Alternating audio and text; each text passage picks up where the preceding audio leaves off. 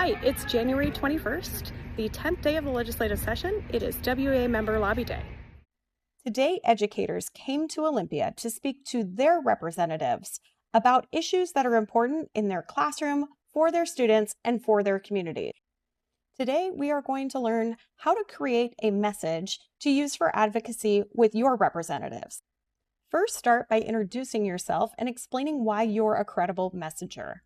Educators are seen in communities as very credible messengers, especially when speaking about education. Name the issue and your position that you are advocating for. Thirdly, briefly explain the impact in 1 or 2 sentences. Why does this bill matter to you personally? How does it affect your community, your work, and the students in your classroom? Lastly, make a clear and direct ask. Please vote yes on House Bill 123.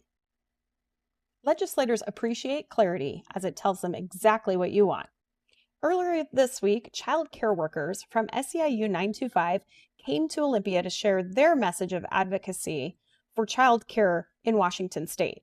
Here is an example of a message that follows these 4 guidelines. My name is Logan, and I am a preschool lead teacher at a nonprofit child care center in Seattle. Whoop! I have worked in child care for about 3 years now, and although the work can be emotionally and physically taxing, it is also some of the most rewarding and important work I have ever done. My 4-year-old students are some of the kindest, funniest, and most curious friends I have ever had, and I am here in Olympia today for their sake as much as for my own. It should not be controversial to say that children and early educators across Washington State deserve better. As a teacher, I have experienced the child care crisis firsthand. There is nothing worse than having to explain to a class of preschoolers that their favorite teacher won't be coming back because that teacher couldn't afford to pay rent and medical bills on our salary. Oh, shame! So why is this industry in crisis, and what can we, the workers, do to create a better future for ourselves and for our children?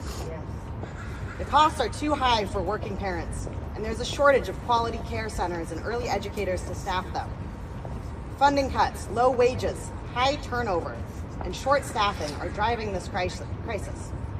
Most early educators are making far less than what is needed to afford a modest 1-bedroom apartment in Washington. Shame. Most of us make less than $25 an hour, which would qualify us for emergency food assistance. Yeah. Shame. Shame. To prepare and care for young students, we need better pay, affordable benefits, better staffing and training. We demand that lawmakers in Olympia pass a bill, House Bill 1128, to establish a statewide child care workforce standards board. The board will make recommendations to address low wages, understaffing, high turnover, and high costs. To be clear, passing this bill will be a tremendous victory for child care workers and families across the state